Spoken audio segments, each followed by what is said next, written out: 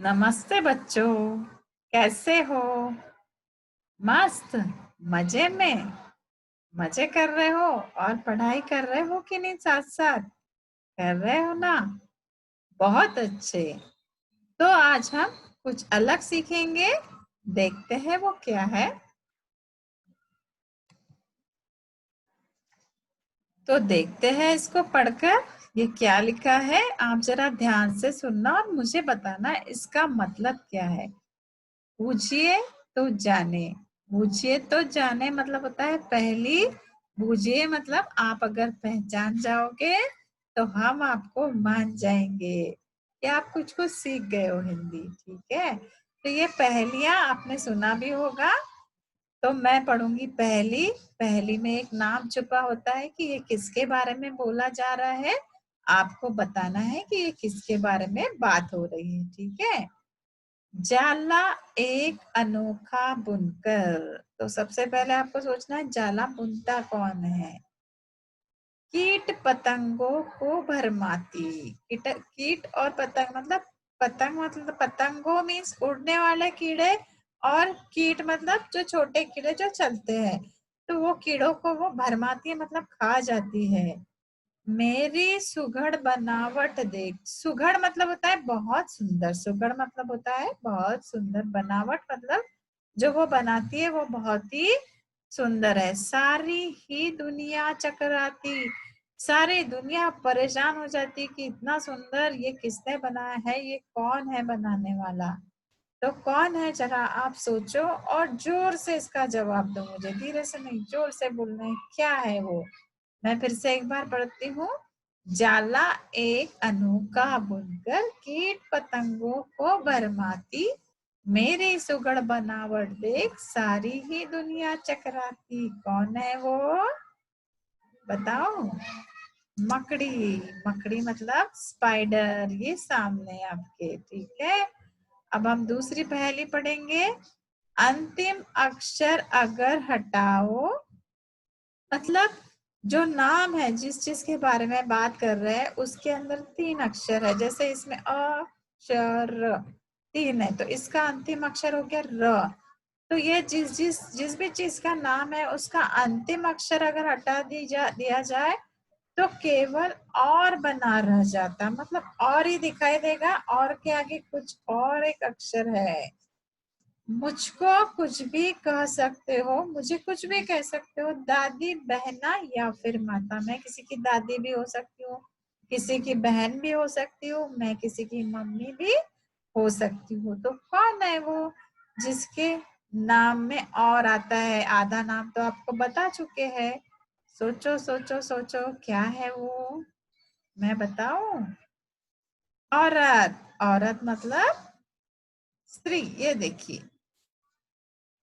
तीसरा है एक लाठी है ऐसी। लाठी मतलब होता है लकड़ी जिसमें भरा है मीठा पानी। उस लकड़ी के अंदर मीठा मीठा पानी भरा हुआ है। तो क्या है वो बच्चों। गन्ना, शुगर केन। सामने देखो चित्र बना हुआ है।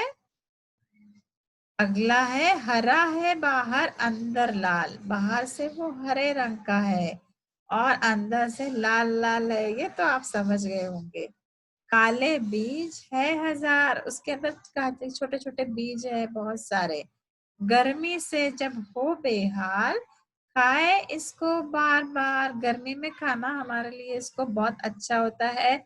इससे हमारे अंदर की गर्मी भी कम हो जाती है और हमें अच्छा भी लगता है। तो क्या है वो। तरबूज। तरबूज देखा आपने।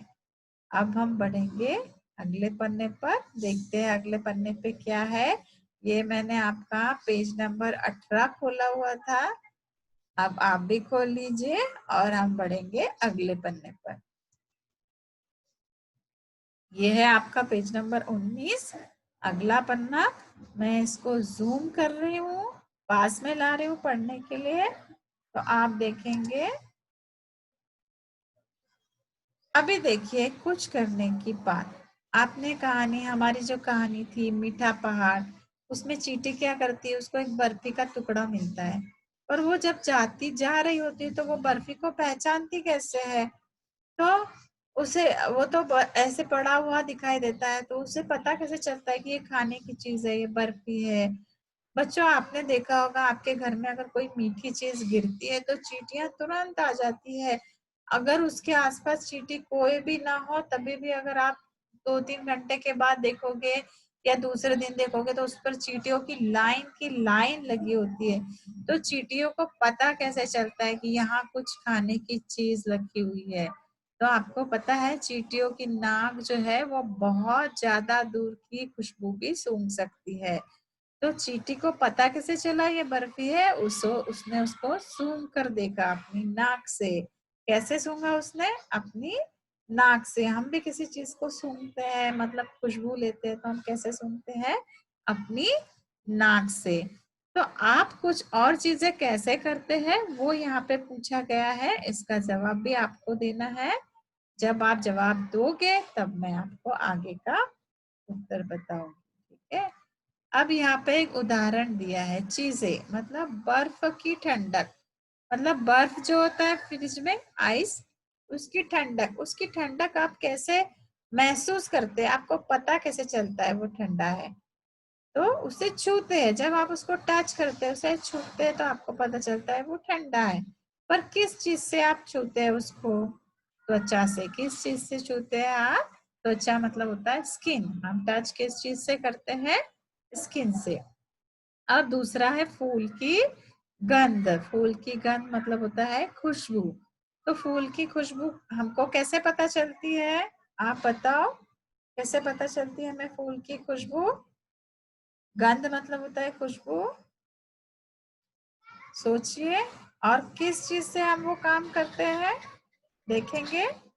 सूंघकर। फूल की गंध हमें सूंघकर पता चलती है।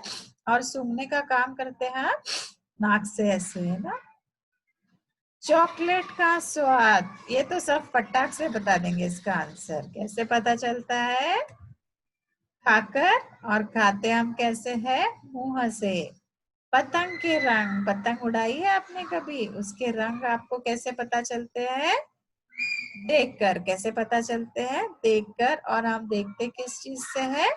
आंख से। घंटी की आवाज, घंटी की आवाज हम कैसे पता चलती है हमें? सुनकर। और हम सुनते कैसे हैं? कान से। तो समझ गए आप इसको कैसे हल करना है? इसको आप टेक्स्ट बुक के अंदर, मतलब जो आपके पास किताब है संचिता, उसके अंदर ही आप पेंसिल से लिख के इसको हल करेंगे, ठीक है? अब अगला है कविता से आगे। देखिए ये आपका पाठ का भाग नहीं है, फिर भी आपको कुछ नए शब्द सिखाने के लिए और आपको आपके पाठ में डाला हुआ है। ये आपको नए नए शब्द सिखाएगा और ये छोटी सी कविता सुनकर आपको मजा भी आएगा। तो देखते हैं क्या है ये। देखो एक मदारी आया। सबसे पहला है देखो एक मदारी आया। मदारी मतलब ये देखो, पहले के जमाने में जब हम लोग छोटे छोटे थे तो हमारे घर में TV, phone, mobile, laptop, tablet, ये सब चीजें नहीं होती थी। तो हम लोग कैसे खेलते थे? हम लोग बाहर ही खेलते थे और अपना मन बहलाते थे।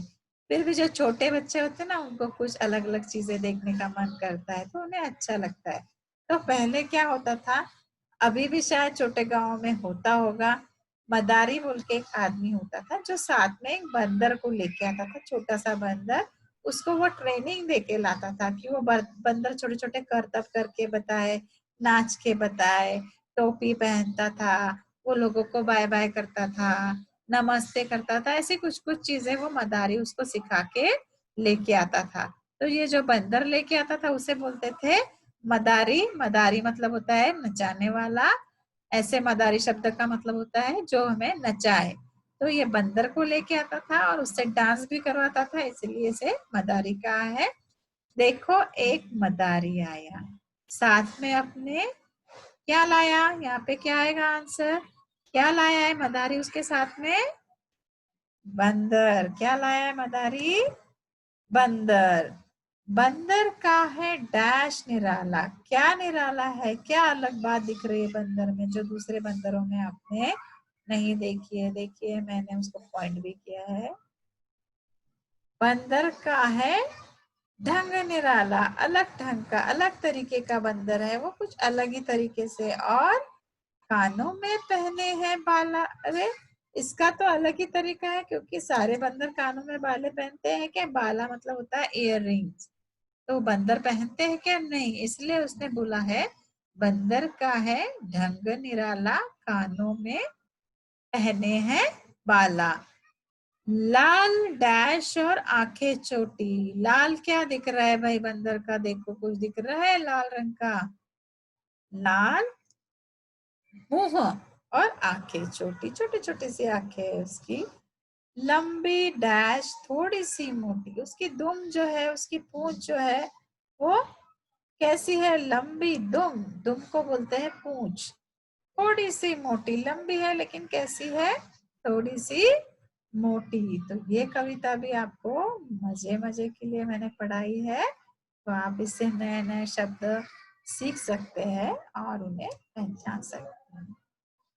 अब बच्चों, आज हम सीखेंगे कुछ नया। नया है विलोम शब्द, जो मैं आपको पहले पढ़ा चुकी हूँ, पर शायद हमने इतने डिटेल में उसको नहीं पढ़ा है, तो फिर से हम उसको एक बार देखेंगे। विलोम शब्द। विलोम शब्द, एंटोनिम्स।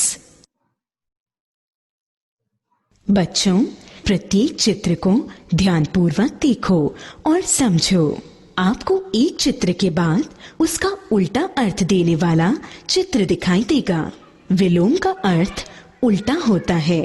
उठना, बैठना, हंसना, रोना, छोटा, बड़ा, ऊपर, नीचे, अच्छा, बुरा, अगला, पिछला, सरल, कठिन, दिन, रात, आरंभ, अंत, झूठ, सच, साफ, गंदा, खुशबू, बदबू, सुबह, शाम, गर्मी, सर्दी, मोटा, पतला, आज, कल, काला, गोरा, धरती, आसमान। कंठस्थ करो। सफल का असफल उल्टा होता, हंसने का होता रोना। शब्द विलोम अर्थ उल्टा देते, धैर्य कभी मत खोना। तो बच्चों, देखा आपने विलोम शब्द? तो आपको इसका टेंशन लेने की जरूरत नहीं है कि इतने सारे विलोम शब्द टीचर ने बताए हैं। ये आपको उदाहरण के तौर पे बताए थे कि अच्छे का विलोम होगा बुरा, रात का विलोम मतलब उल्टा होता है दिन। समझ गए आप? तो हम कुछ और उदाहरण देंगे जो कि आपको नोटबुक में लिखना है। देखते हैं वो क्या है। विलोम विलोम शब्द, तो ये आपको होमवर्क करना है, पर मैं उसका अर्थ आपको जरूर समझाऊंगी। ये आपको नोटबुक में लिखना है अच्छे सुंदर अक्षरों में। और मैं आपको पहले से बताती जा रही हूँ कि आपको हर बार नया पन्ना लेने की जरूरत नहीं है। जब हम एक बार लेसन शुरू करते हैं, न्यू लेसन, जैसे हमने जब मीठा पहाड़ शुरू किया, तब आप एक बार नया पन्ना लोगे, उसके बाद आपको जब तक वो लेसन खत्म नहीं हो जाता, तब तक आपको हर बार न्यू पेज लेने की जरूरत नहीं है। एक के नीचे एक आप लिखना है और एक लाइन छोड़ना है, और वहीं पर जहां से आपका लेखन कार्य शुरू हो रहा है वहीं पे आपको दिनांक डालना है। लेफ्ट साइड में दिनांक का अर्थ होता है डेट। तो देखिए, ये डेट की जगह मैंने लिखी है, यहाँ आप आज की दिनांक डालोगे, फिर आप नीचे की लाइन में लिखोगे हेडिंग विलोम शब्द। ये परिभाषा, परिभाषा मतलब डेफिनेशन, डेफिनेशन से पता चलता है कि ये क्या है। उल्टा अर्थ देने वाले शब्दों को विलोम शब्द कहते हैं। जो भी उल्टा अर्थ देते हैं उन शब्दों को विलोम शब्द कहते हैं। विलोम शब्द लिखिए। तो आपको वो सारे के सारे उदाहरण के लिए मैंने बताए थे, ये 6 शब्द तो आपको याद करने हैं। तो समझते हैं इनका अर्थ क्या है। बाहर, का विलोम अंदर। जब हम विलोम शब्द लिखते हैं तो ये एक्स का साइन बीच में आता है, या इसको क्रॉस का चिन्ह बोल सकते हो आप।